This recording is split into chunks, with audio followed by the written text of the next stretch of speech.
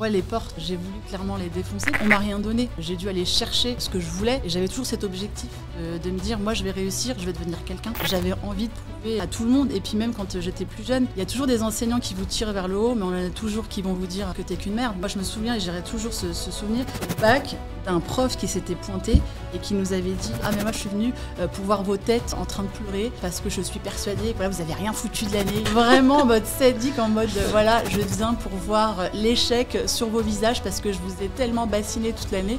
Mais non, on l'a décroché et on était contents.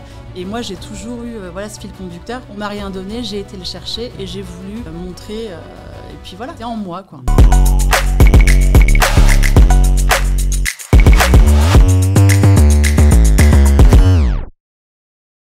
Bienvenue dans les icônes de l'immobilier, le podcast qui retrace les histoires inspirantes et singulières des conseillers IMO qui cartonnent sur leur secteur. Aujourd'hui, avec ma complice Céline, je suis ravi d'accueillir une conseillère que vous connaissez peut-être parce que on se suit pas mal sur les réseaux sociaux, Hanan Chetouani. Salut Hanan. Bienvenue Hanan. Salut Céline, salut Julien. Salut. Alors pour notre audience, écoute, pour ceux qui ne te connaîtraient pas encore, vas-y, présente-toi, dis-nous un petit peu qui tu es, d'où tu viens. Puis voilà, ce sera un bon début. Je commence direct. Direct, vas-y. Ah ouais, là, on y va dans le bain, ok. Écoute, Julien, j'ai 43 ans. Pardon, j'ai 44 maintenant. 44 Le temps passe fait vite. mal. Non, mais moi aussi, les années, je les saute. Oui, 44 ans, maman de 2 enfants. J'habite à Aigny et je travaille à Aigny aussi. Ok. Ça fait combien de temps que tu es dans l'immobilier ? Là, je rentre dans ma 4e année. Ok. Pas Donc, mal. ouais, c'est pas mal. Ça commence à faire. Ok. Moi, ce que j'aimerais beaucoup que l'on partage un petit peu avec tout le monde, c'est vraiment ton parcours. Et il y a en fil conducteur, ce qui m'intéresse vraiment, c'est partager ta détermination, ton ambition et ton côté fonceuse. Alors, est-ce que tu pourrais nous retracer un petit peu qui est Hanan, son enfance, d'où elle vient, comment elle en est arrivée à l'immobilier ? Très bien. Hanan, c'est une Parisienne de base, que je suis née à Paris en 79, donc il y a très très longtemps. Il y a 43 ou 44 ans à peu près. C'est clair. Du coup, on est 4 enfants, donc j'ai 3 frères, pas de sœurs. Et ça, je le précise parce que ça a aussi forgé mon caractère. Ah oui, c'est sûr. Entourée de 3 garçons. Donc ce petit côté un peu fonceuse et garçon manqué, je le tiens de là, forcément. T'as dû te bagarrer. Ah, forcément. Faut jouer des coudes quand on n'est pas... Exactement. Et puis on n'a pas trop d'écart, donc c'était dans une fratrie. Et puis il y avait aussi ce côté un petit peu maman avec eux, où je m'occupais des plus petits. Moi, mes parents sont immigrés du Maroc. Donc mon père est arrivé dans les années 70. Et puis il travaillait à l'usine Renault pendant très très longtemps. Et ensuite, il a goûté un petit peu à l'entrepreneuriat quand il s'est fait licencier dans les années 90 où les usines ont fermé. D'accord. Et du coup, il s'est lancé dans une carrière de chauffeur taxi. D'accord, Ok, incroyable. Et ta maman ? Ma maman était maman au foyer et puis après, elle a enchaîné des petits boulots de ménage.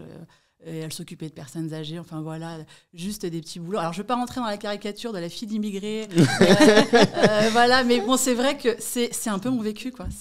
C'est mon enfance et c'est comme ça que moi, j'ai grandi. Donc, avec une maman analphabète, pour le coup, qui ne savait pas lire et ni écrire, et d'ailleurs, qui n'a pas appris même aujourd'hui, mais bon, c'est comme ça. Hein. Et mon papa, qui est arrivé dans les années 70, qui avait même pas le bac en poche, quoi. Donc, Et tu habitais du coup dans quel quartier ? alors moi, je suis née à Paris et on est resté 2 ans là-bas. Et puis ensuite, j'ai grandi à Malakoff, dans les Hauts-de-Seine. D'accord. Ouais, à Malakoff. Ok. Et là, j'ai fait toute mon enfance jusqu'à que je quitte le cocon familial quand je me suis mariée, parce que c'est vrai que je me suis mariée assez jeune. D'accord. Et dans la hiérarchie, t'es la petite, t'es l'aînée ? Je suis la 2e. T'es la 2e. Et on n'a qu'un an d'écart avec mon grand frère. Ah oui, donc il faut jouer des coudes quand même, quoi. Même avec le petit. Non, c'est clair. Et puis le 3e, on a 3 ans. 3 ans. 3e que tu connais, hein, qui est dans le cinéma. Donc, voilà. Tu vas nous parler de tout ça aussi. Et, ok. T'as eu une enfance. Comment tu qualifierais un petit peu ton enfance ? Mon enfance, si je compare par rapport à mes enfants actuels, c'est complètement différent. c'est moi qui ai dû apprendre finalement et qui ai dû même parfois coacher mes parents parce que typiquement quand on avait les réunions parents-prof, c'est moi plutôt qui faisais la traduction à ma mère ou à mon père.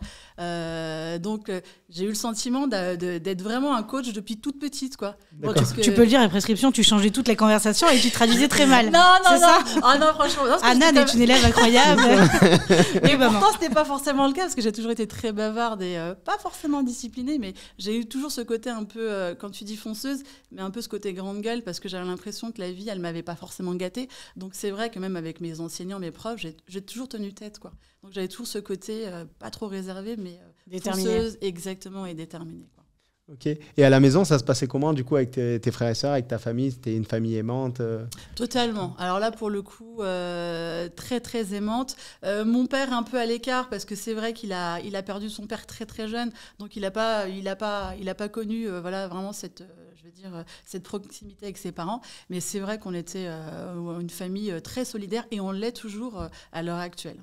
C'est vraiment notre credo et on s'entraide, quoi. Ok. Ouais. Et quand ton père s'est lancé du coup dans les taxis, donc du coup il était entrepreneur. C'est ça. Et comment tu l'as vécu, ça, du coup? Cette transition-là Ouais. En fait, il a été mis dans le fait accompli, lui. Ça n'a pas été un choix, c'est qu'il a été mis dehors, entre guillemets. Il y a eu un projet social, etc. Et donc, du coup, il ne savait pas trop quoi faire. On avait dans la famille déjà mon oncle qui était là-dedans. Il s'est lancé au départ en tant que salarié. Et puis, tout de suite, il a voulu acheter son agrément, etc. Mais ça n'a pas été...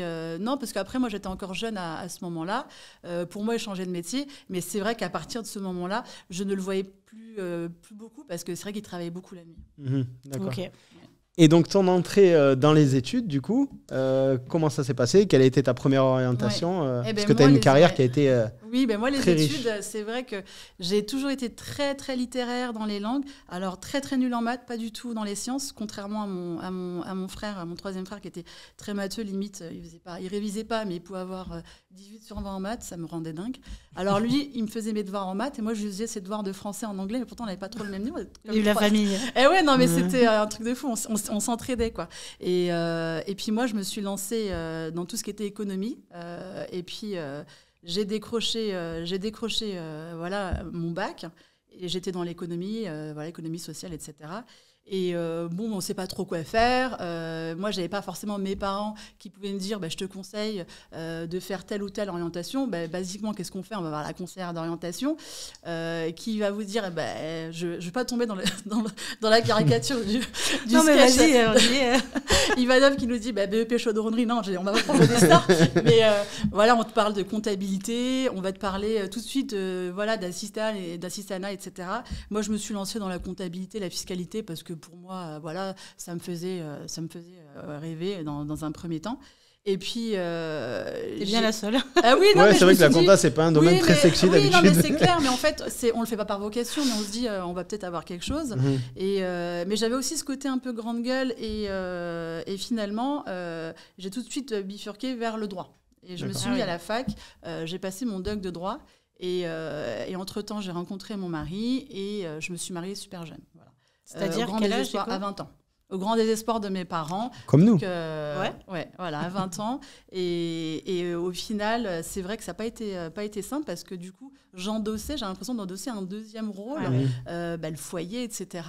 Et là, le droit, je me suis dit non, mais c'est trop loin. Je voyais la ligne d'arrivée, mais beaucoup trop lointaine. Donc, du coup, j'ai mis de côté et je suis retournée à mes premiers amours, la fiscalité et la comptabilité, entre guillemets. D'accord. J'ai fait ça en accéléré et du coup, j'ai passé mon DCG. C'est un diplôme supérieur de comptabilité-gestion. D'accord. Okay. Et tout de suite, j'ai intégré des sociétés. J'étais dans le bas de l'échelle, j'étais comptable, comptable général. Et puis j'ai monté les échelons parce que j'avais envie. Parce qu'on me faisait confiance de l'autre côté, mais parce que je le montrais aussi. Et ça n'a pas été simple. Ça n'a pas été simple parce que beaucoup d'embûches, beaucoup de gens jaloux parce que forcément tu arrives, tu es jeune, mais pourquoi tu prétends à tel poste? Mais parce que j'avais envie, j'avais ce feu en moi qui je ne voulais pas rester à ce niveau-là. Moi, je me voyais là. Et puis, et on en avait discuté. Je t'avais dit, j'avais rencontré ma directrice financière qui, à l'époque, m'avait reçue en entretien. Et elle me l'a dit des années plus tard, mais elle m'a dit, Hanan, tu as été ma plus belle recrue. Waouh. Et elle m'a dit, j'ai cerné tout de suite ce talent. Le jour où on s'est rencontrés à l'entretien, je savais que c'était toi. Et elle me l'a jamais dit, mais voilà, elle m'a fait confiance et elle me l'a annoncé quelques années plus tard quand elle a vu que voilà, je prenais le chemin qu'elle souhaitait. Donc tu as gravi les échelons rapidement du coup là, dans cette société? Très rapidement. Oui, okay. Très rapidement, j'ai entouré, j'ai fédéré des équipes.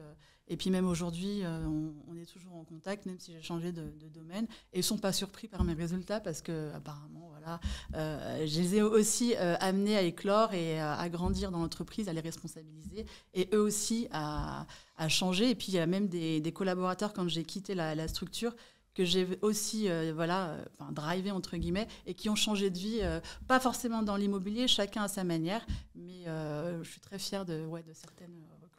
Et qu'est-ce qui faisait naître à cette époque-là, parce que tu es très jeune, donc tu es nouvellement mariée. Ton premier enfant, tu l'as eu à quel âge? 23 ans. Donc quasiment dans la foulée. Ouais, qu'est-ce qui t'a donné cette ambition, ce feu sacré dès le début?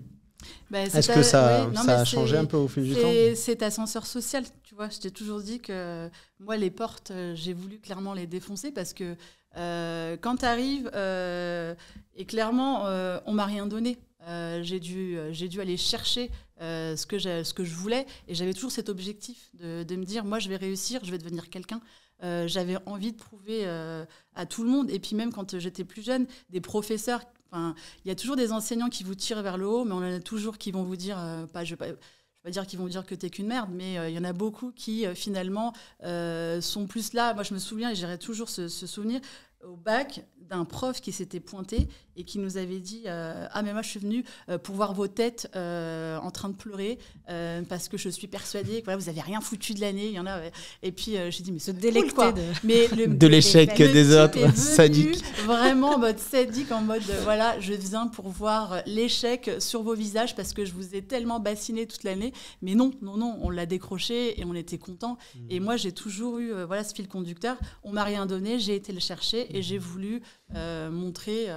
Et puis voilà, c'est en moi, quoi. Comment c'est intéressant ce que tu dis là sur le fait de vouloir prouver. Quand j'étais moi aussi au début de ma carrière, j'avais aussi ce sentiment-là par lequel j'étais animé très fort de dire bah voilà, je vais prouver à ma famille, je vais prouver aux gens qui m'entourent. Je sais pas, dans mon environnement proche, au rugby par exemple, je vais prouver que je peux moi aussi m'en sortir, etc. Pourquoi tu penses que est-ce que tu penses toujours que c'est un bon moteur ou pas? Est-ce que tu y as vu des limites, par exemple, à cette manière de penser? Ou est-ce qu'au contraire, non, tu penses que c'est un bon moteur et qu'après tout... C'est un excellent moteur parce que c'est un très bon carburant, j'ai envie de te dire. Parce que moi, à l'heure actuelle, il me nourrit encore. J'ai toujours cette envie de démontrer parce on te met dans des cases. Plus petite, on m'avait mis dans des cases. Et puis même là, quand moi j'ai commencé ma reconversion, on m'a remis dans des cases en me disant mais... Tu vas jamais réussir. Indépendante dans une ville comme Igny, mais jamais de la vie. Ça te suit en fait. Exactement, parce qu'en fait, et j'ai toujours ce besoin de dire non mais attends Coco, non ça va pas se passer comme ça, c'est moi qui décide et je vais te montrer. Et aujourd'hui c'est toujours comme ça et c'est toujours mon carburant et c'est ça qui me permet d'avancer et de démontrer. Et c'est vrai que j'en fais. Non, il n'y a pas de limite en fait. Moi j'y vais, je fonce et je me dis toujours que de toute façon j'ai pas de plan B, que c'est forcément qu'une victoire au bout. Ok. Donc, et donc, du coup, tu as fait toute ta carrière dans la fiscalité, tu as gravi les échelons. Tu as fait plusieurs entreprises ou il y en a une où tu es resté J'en ai fait beaucoup. Mais la dernière en date, je suis restée 14 ans quasiment là-bas. Ouais. Donc, un grand groupe agroalimentaire américain. Okay. Donc, un peu à l'américaine. Voilà, quand on te demande quelque chose, limite, voilà, tu reçois le mail, mais dans la foulée, tu reçois le messenger. Bon, tu as fini ou pas? Non, mais c'est très... Donc, j'ai été à la bonne école et je ne le regrette pas parce qu'aujourd'hui, ça me donne aussi une rigueur dans mon métier. J'ai vraiment appris et moi, je trouve que c'est que des bonnes expériences, quoi. Alors, tu vois, ça, je trouve ça incroyable de dire ça et c'est je trouve très intéressant pour les gens qui nous écoutent parce que il y a, en ce moment, la mode est à l'entrepreneuriat et au salariat bashing, voire à l'école bashing aussi.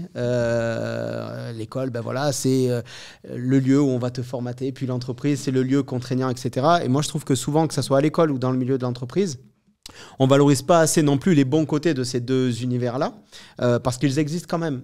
Tout n'est pas tout noir ou tout blanc, il y a toujours des nuances dans tout. Et ce que je disais aussi dans un autre épisode, je ne sais pas quand est-ce que celui-là sera diffusé, mais je disais que dans les grandes entreprises, on retrouve des salariés qui ont une mentalité d'entrepreneur. Et ce que je disais, c'est que l'entrepreneuriat, c'est pas un statut juridique, c'est pas parce qu'on va créer une entreprise individuelle, une SAS, qu'on est forcément entrepreneur. Mais c'est un état d'esprit et il y a des salariés qui développent cet état d'esprit-là en disant ben voilà, moi je veux plus, je veux progresser, je veux développer mes compétences, je veux amener pour l'entreprise, je veux fédérer, je veux développer des équipes, je veux manager. Donc je trouve ça très intéressant. Et donc toi du coup dans ton parcours professionnel, on va parler des mauvais côtés de l'entreprise aussi parce que je pense que c'est ça qui t'a fait changer. Exactement. Mais dans les bons côtés, qu'est-ce que tu retiendrais de ta précédente carrière, on va dire? Mais moi, en fait, on m'a responsabilisé justement ce cadre un peu... alors, je ne sais pas si c'est parce que c'était la culture américaine, mais c'est vrai que j'étais entourée de personnes qui étaient là-dedans, très corporate. Et à ce niveau-là, forcément, moi, j'ai appris énormément parce que il faut donner pour recevoir de toute façon. Et puis, c'est vrai que tous mes responsables me challengeaient en permanence sur des... Je ne vais pas dire des défis, mais on était challengés en permanence. Et c'est vrai que finalement...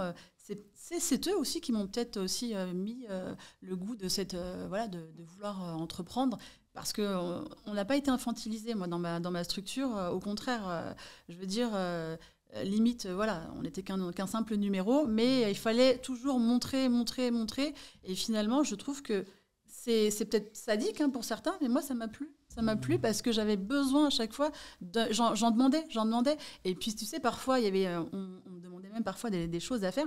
Je ne savais pas. Et je le disais pas. Ouais. Et j'allais chercher mes réponses. Ouais. Et je me disais non, parce qu'il y a toujours ce côté de « Ah non, je peux pas dire que je ne sais pas. » Non, parce qu'Anan, elle sait tout. Anan, elle veut avancer. Et du coup, j'allais chercher mes réponses, j'allais me former, parce que j'avais toujours cette envie de montrer que j'étais à la bonne place et que de toute façon, je ne l'avais pas volée, je l'avais méritée, cette place-là. Et c'est ça qui te faisait progresser, du coup. Exactement. Du coup, de ne pas vouloir dire la vérité, tu étais obligé d'aller chercher les réponses par toi-même. On sait aussi que quand on apprend par soi-même, forcément, on apprend mieux, on retient, et du coup, ça te permettait de progresser, quoi. Ouais, et puis, toujours dans la joie de vivre, il y avait ça aussi que ma hiérarchie appréciait, c'est que j'étais aussi à la fois fonceuse, mais à la fois très bonne vibes et très fédératrice. Je faisais même pas mal de choses à côté, et ils appréciaient... ils étaient vraiment déçus. En fait, c'était bien aligné avec ta personnalité finalement. Le fait de te retrouver dans une entreprise avec des défis permanents, c'était bien aligné. Ça m'allait. Ok.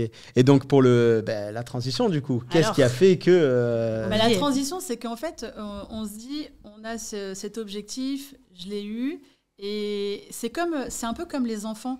Il y a l'interdit, finalement, quand on interdit quelque chose à un enfant, qu'est-ce qu'il fait? C'est la première chose qu'il a envie de faire. Il va faire la bêtise. Alors là, je vais pas dire que c'est une connerie, mais j'avais l'impression que par le passé, on m'avait un peu interdit d'avoir cette vie-là. Donc j'ai été la chercher. Je me suis dit, attends, non, je m'en fous, j'y vais. Et puis après, une fois que j'avais ce que je voulais, entre guillemets, alors j'ai pas atteint mon plafond de verre, mais c'est vrai qu'à un moment donné, je me suis dit, ouais, et donc, il se passe quoi maintenant? Qu'est-ce que ça m'apporte à moi? Je veux dire au quotidien, mais je ne te parle pas au niveau financier, parce qu'au niveau financier, ça se passait très bien. Mais c'était plus sur le à côté. Je me suis dit, mais finalement, qu'est-ce qui va rester si demain je dois partir? Qu'est-ce qu'on dira d'Anan? Rien. J'étais une salariée dans une boîte américaine, je faisais mon taf, voilà, basta. Et j'apportais pas une valeur ajoutée, je vais pas dire au monde, je suis pas Mère Teresa non plus. Mais je voulais quand même apporter quelque chose et de me dire, le matin, quand je me lève, j'ai trop envie d'aller bosser, quoi. Je l'avais plus, cette envie. C'est-à-dire que j'allais parce qu'il fallait y aller, parce que ça devenait alimentaire et que c'était une routine. Et ensuite, il y a ce côté où tu es assimilé à un numéro. Après, on a voulu trop grossir dans la structure. On a acheté beaucoup de marques et finalement, trop d'actionnaires qui sont rentrés dans... Et puis là, ça s'est vraiment accentué, ce côté matricule. Tu n'es qu'un numéro de toute façon. Ils commençaient à faire des plans sociaux à tout va. Alors moi, j'ai toujours été épargnée. Mais au final, à un moment donné, je me disais, mais finalement... J'aimerais bien, moi, qu'on m'associe là-dedans, et que je puisse partir. Et à un moment donné, je me suis dit, mais en fait, t'es pas à ta place, quoi. Et puis après, j'ai enchaîné quelques petits soucis de santé. J'enchaînais des névralgies, des lumbagos à reprise. Et on savait pas pourquoi. Et à un moment donné, mon médecin m'a dit, mais je crois que vous en avez plein le dos, quoi. Tout simplement, l'élément déclencheur. Exactement. Okay. Et ça a été une révélation. Après, l'immobilier, non, ça a été... ça faisait partie de ma vie, l'immobilier, parce que pendant toujours, il y avait ce côté ascenseur social, c'est-à-dire que j'ai voulu aussi acquérir et avoir des biens. J'ai commencé à vouloir accéder à la propriété, entre guillemets. Assez jeune, non ? À quel âge ? Assez jeune, je ne sais pas si c'est jeune, oui, à 27 ans. Oui, c'est vraiment assez jeune. Et donc, jeune. petit à petit, on s'est constitué notre patrimoine. Et il y avait ce truc qui nous plaisait. Alors, moi, mon mari, plus dans la partie travaux, parce qu'il adore ça, rénover. Et moi, plus dans le challenge, dans les rencontres et tout. Et puis, bon... Plaza, la télé. Moi, je suis tombée dans son piège. J'ai regardé et je me voyais pendant les émissions. J'aimais beaucoup et je me disais pourquoi pas. Mais toujours ce truc de ouais, mais je suis bien, je suis salariée, j'ai mon salaire, je suis en CDI. Et aller dire à mes parents qui sont venus de l'immigration, de leur dire non mais attends, je vais lâcher un CDI pour me lancer à mon compte dans un métier que je connais pas. Et à 40 ans. Ouais, ça, c'était pas possible. T'as eu peur un peu de leur dire ? Totalement. Mes parents, ça a été ma plus grosse crainte. Parce qu'autant mes frères, ils me connaissent et ils m'ont encouragée, autant mes parents, ça a été un peu difficile parce que pour eux, j'allais cracher dans la soupe, quoi. C'était un caprice, quoi. C'est pas possible, on peut pas lâcher. Moi, mon père, je me souviens quand j'étais malade, il me disait mais surtout tu ne te mets pas en arrêt maladie.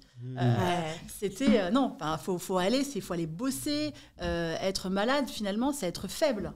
Et non, faut savoir dire stop, quoi. Et puis moi, ça me convenait pas, donc je leur ai pas dit tout de suite. Je l'ai dit à mes frangins et je leur ai dit progressivement à mes parents.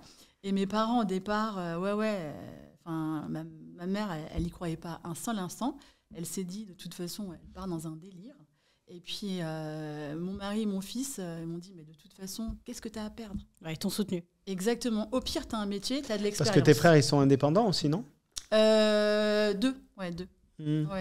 J'ai mon grand frère qui a repris, je ne veux pas dire l'entreprise familiale, mais qui a repris la relève de mon papa avec son agrément taxi. Et mon autre frère qui, lui, a sa carrière dans le cinéma où il explose. Mais il a commencé, pareil, très jeune, à 20 ans, dans le métier. Ouais. Donc, tes parents, ils avaient quand même dans la fratrie des modèles de gens qui sont entreprenants, je serais tenté de dire, et qui prennent des risques, quoi. Oui, mais moi, mon père, si je prends l'exemple... Sa fille, c'est pas pareil, peut-être. Oui, non, mais si je prends l'exemple de mon frère, quand il s'est lancé dans le cinéma, qu'il lui a dit qu'il allait faire ça, il a dit, fais n'importe quoi. Du cinéma, pour lui, c'était être acteur, c'est n'importe quoi.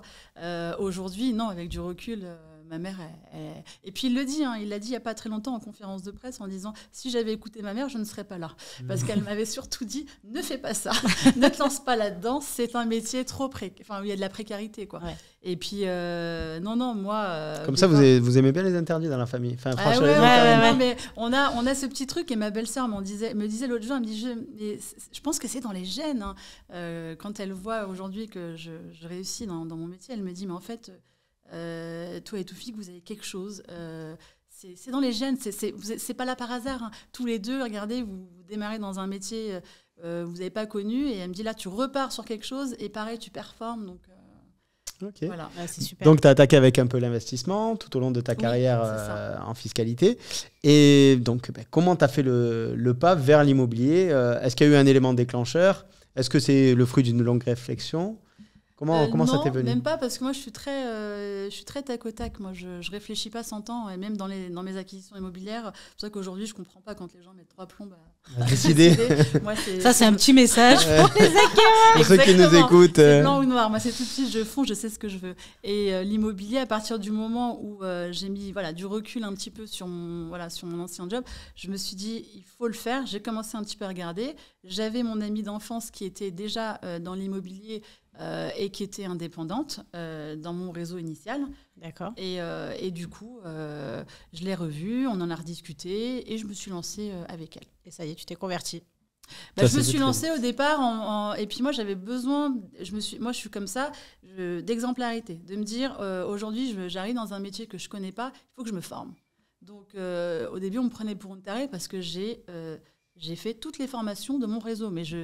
Et encore, on me disait non, il faut attendre un certain nombre de jours. Et moi, j'y allais. Il faut me débloquer l'étape, le niveau. Je partais dans tous les pôles. Bref, je voulais me former. En plus, 3 mois après ma reconversion, je suis tombée enceinte. Okay. Donc du coup, il y avait aussi ce challenge en plus de me dire, je me lance dans un nouveau job, en plus en entrepreneur, mais avec un gamin qui va arriver dans 9 mois. Donc je me disais, tu sais quoi, forme-toi pendant tout le congé mat, et puis après, tu auras tout le temps. Et au final, je me suis formée, on s'est rencontrés. À ce moment-là. Exactement, il y a eu le Covid, et moi, ma fille est née, mais pour la petite histoire... moi, ma fille est née 20 jours avant et mes collègues à qui je devais déléguer me disaient « Mais Anan, c'est bon, va falloir que tu ralentisses, tu nous délègues. » Je leur dis « Oui, mais là, je peux être la forme. » Et c'est vrai, pour le coup, avoir un bébé à 40 ans, ça veut strictement rien dire. Je pétais plus la forme à 40 ans qu'à 20 ans.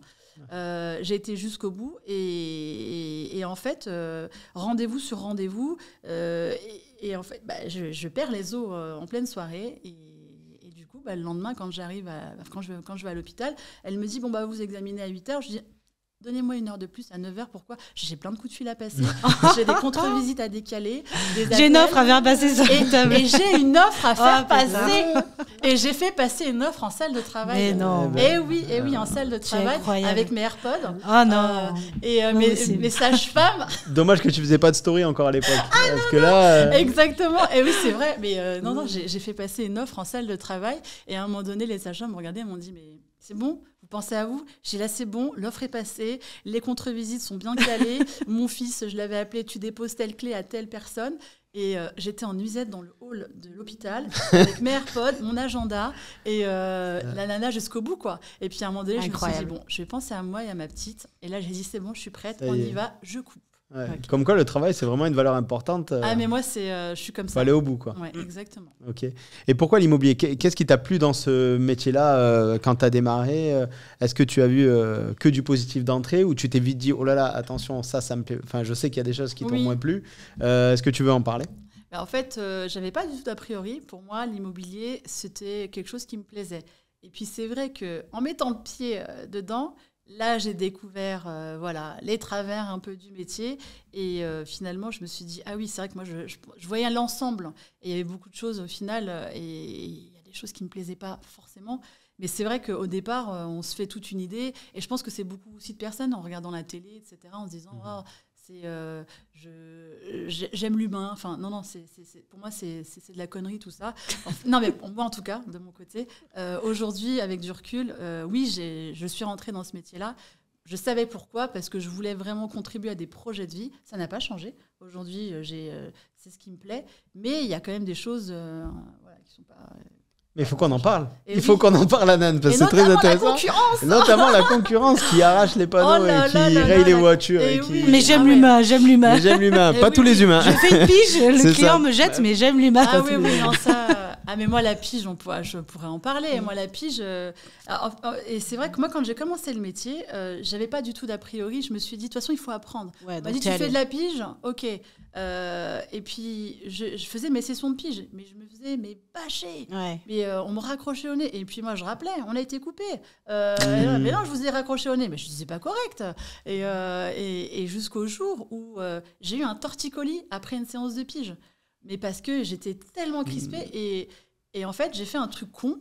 J'ai mis une fausse annonce.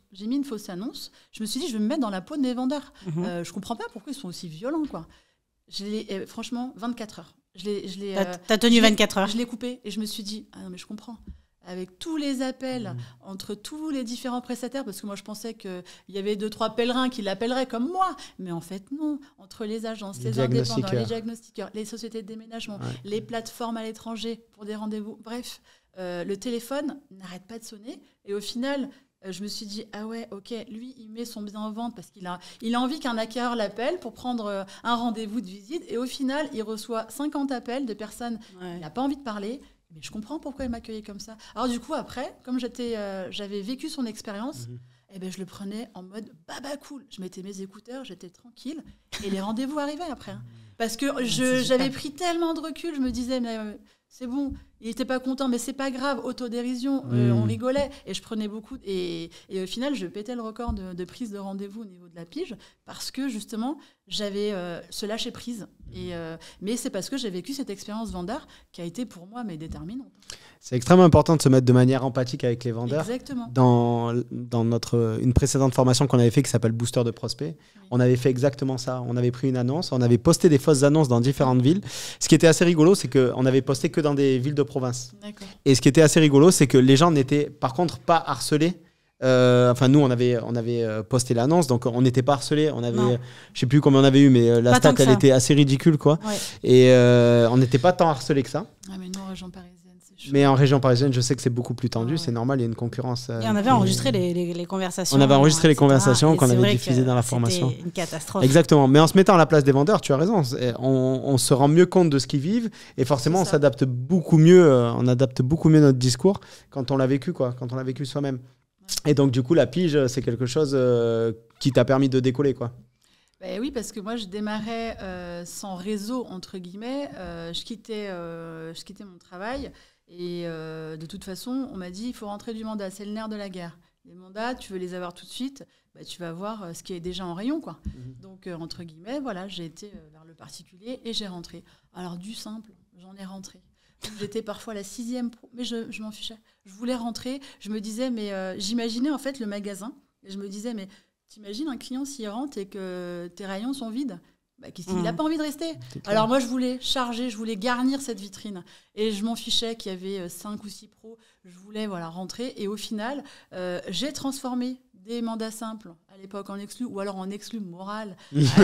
C'est fini ça maintenant. Voilà, où j'ai vendu et j'ai vendu aussi. Et du coup, j'avais cette approche où finalement, t'arrivais en mandat simple, forcément, t'en as qui sont découragés. Moi, la petite jeune dans l'immobilier qui arrive, qui a qu'une envie, c'est de montrer ses preuves. Au final, je faisais la différence parce que il y avait cet accompagnement et dans l'immobilier, je me suis toujours dit dans ce métier, je le ferai, mais je veux pas qu'on me fasse vivre ce que j'ai vécu moi à l'époque quand j'étais cliente. On m'appelait pas, j'avais pas de débrief, etc. Et moi ça me faisait rager parce que moi j'ai jamais vendu en particulier. Je suis toujours passée par des professionnels pour vendre mes biens immobiliers ou quand je cherchais et je comprenais pas moi ce laxisme parfois. Et du coup je me suis dit moi demain en tant que pro jamais je ferai ça. Et du coup je le maintiens et au jour d'aujourd'hui j'ai cette proximité avec mes clients et c'est ce qu'ils apprécient. Et il y en a même aujourd'hui, je peux m'en vanter de dire que je suis devenue leur conseiller familial d'immobilier. Comme on a un médecin de famille, moi, dans certains clients, je suis devenue leur conseillère immobilière. Alors parfois, ils me demandent d'aller... vous pouvez vous occuper du cousin là Non, il y a un système de recommandation, vous inquiétez pas. Mais moi, non, mais c'est pour vous. Non, moi, je n'irai pas. Je ne peux pas travailler. Mais voilà, mais du coup, il y a ce lien qui a été créé et c'est ça qui me fait kiffer. Ouais, c'est super. Finalement, ce que tu avais perdu dans ton entreprise, dans la grande entreprise dans laquelle tu étais, c'est vraiment cette partie reconnaissance finalement. Parce que tu as 2 gros moteurs, si j'entends bien. Ouais. C'est vraiment le fait, les défis, toujours essayer d'aller de l'avant, toujours essayer de progresser. Et d'un autre côté, c'est la reconnaissance. Ça peut être de la hiérarchie ou des clients ou de l'environnement. Et là, maintenant, tu l'as retrouvé cette... Ah mais totalement. Et puis cette fierté, mes parents sont super fiers, mes proches, mon mari, mon fils, mes frères, tout le monde est très très fier. Et puis j'ai même des clients qui sont fiers de moi, c'est fou aujourd'hui, c'est génial. Qui sont contents, qui se réjouissent. Je reçois même des cartes postales de clients à qui j'ai vendu il y a 3 ans, 4 ans. Parce qu'ils ont quitté la région et qui demandent de mes nouvelles. Et quand on t'écrit « Vous avez changé ma vie, je ne vous oublierai jamais », là tu dis c'est que du bonheur. Je ne l'aurais jamais trouvé dans mon ancien job. Ça, c'était pas possible. Et c'est ça aujourd'hui, c'est mon moteur aujourd'hui. Ces petits sourires. Alors quand on dit « J'aime l'humain », voilà, je ne vais pas tomber dans la caricature, mais j'apprécie ces moments. Et puis ces émotions que je crée avec mes clients. Voilà, même quand je leur fais découvrir un bien qui leur plaît. Tu vois, là, ce matin, j'ai pas pu accompagner des clients chez le notaire parce que moi, je suis une relou de l'agenda. C'était marqué. C'était marqué. J'ai vendu entre-temps, compromis. On m'a dit, Anan, il y a signature. Je dis, je ne pourrais pas venir. Alors que pourtant, moi, et ça me rend merdée, mais non, c'était écrit, c'est comme ça. Et moi, tout ce qui est écrit est fait. Okay. Et aujourd'hui, quand je raconte ça à des conseillers qui débutent, qui me disent « Mais Anan, comment tu fais ?» Et je leur dis « Mais déjà, est-ce que tu tiens un agenda ?»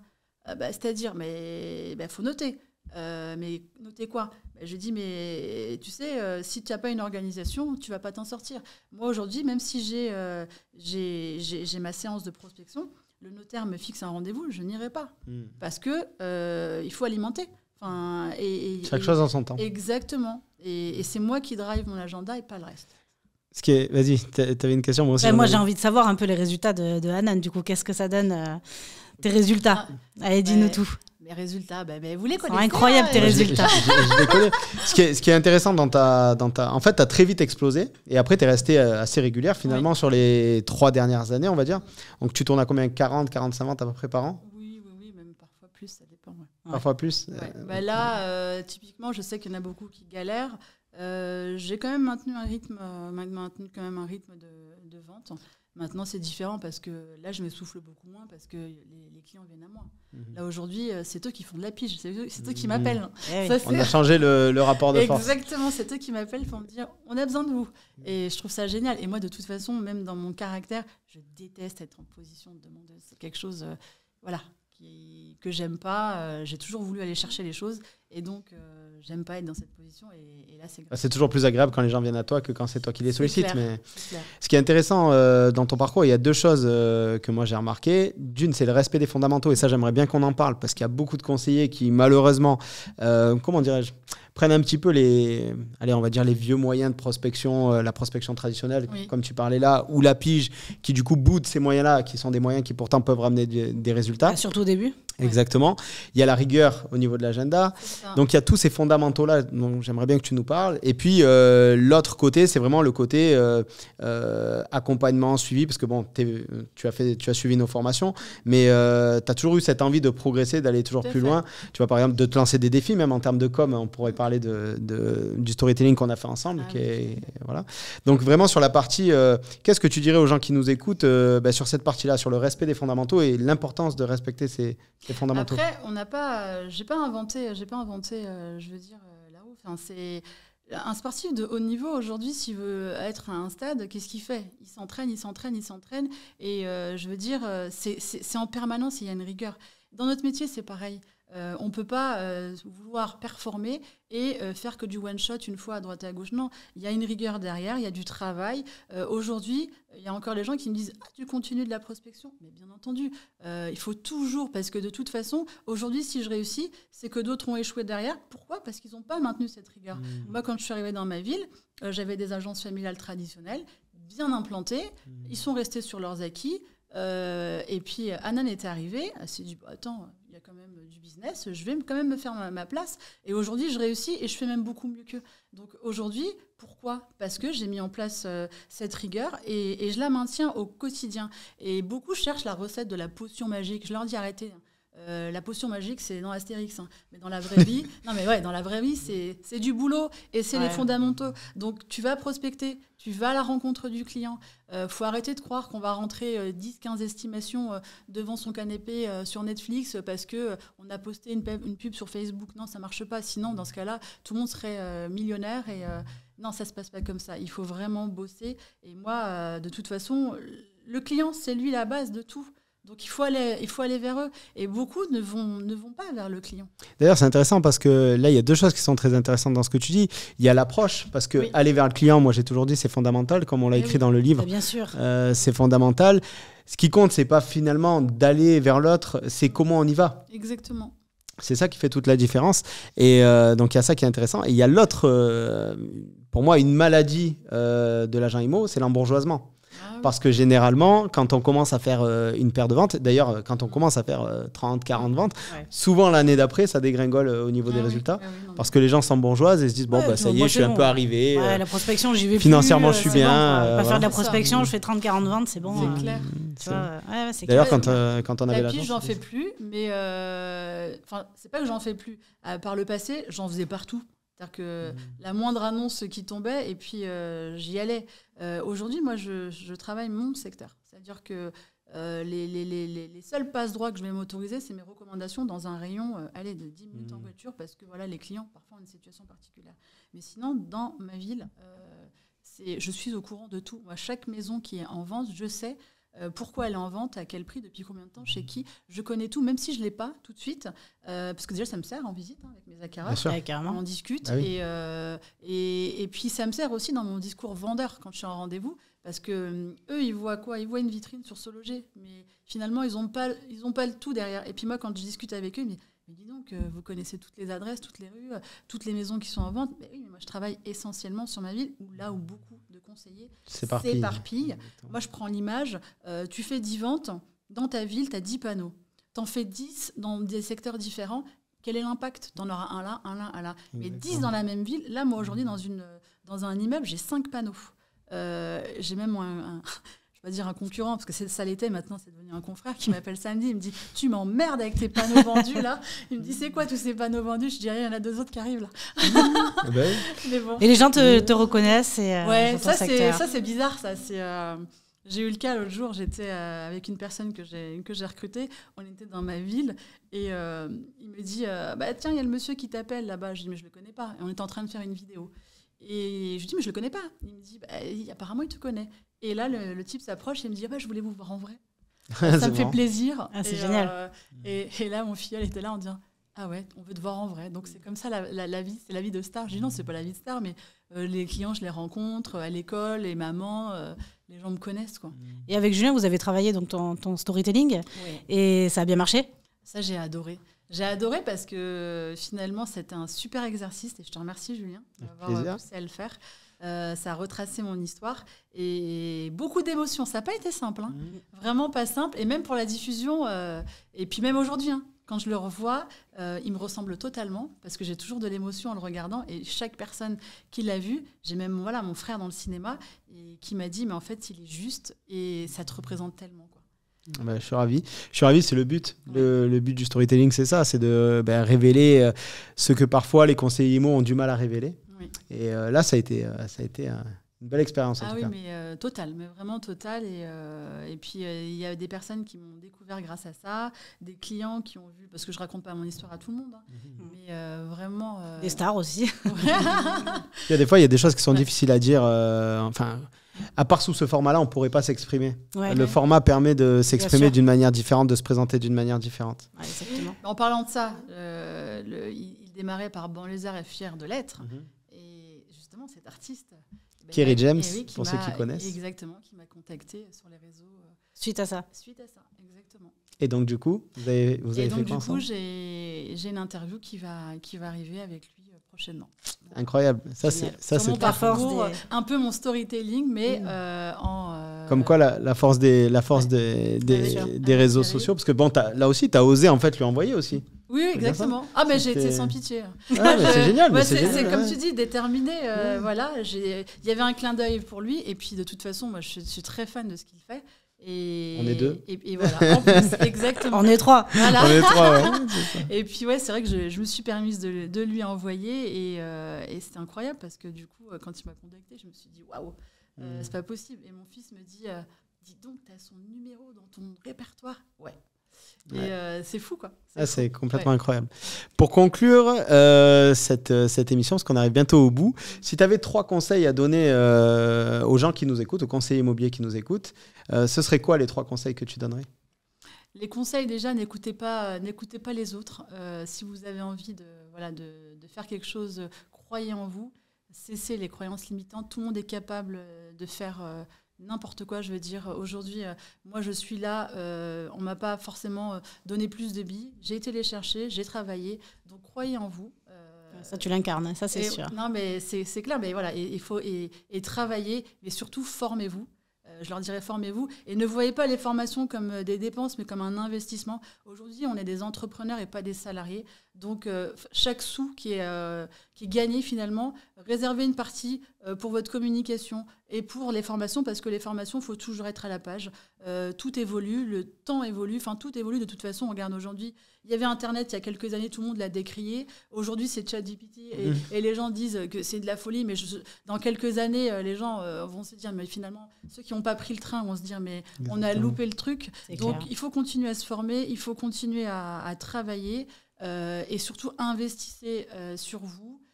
sortez un petit peu de vos sentiers battus, allez à la rencontre des gens. Moi, j'ai rencontré des gens comme vous. J'ai été à des séminaires, j'ai été à des salons immobiliers, des belles rencontres. J'ai un grand réseau maintenant et je suis trop contente. Je ne suis pas restée cantonnée à mon réseau immobilier. J'ai fait de belles rencontres et ça n'a pas de prix. Et puis, ça forge son caractère, ça nous apprend des choses, on apprend des autres. Et tout le monde est inspirant au final, à sa petite échelle parfois, mais tout le monde l'est. C'est une belle conclusion. Exactement, c'est motivant.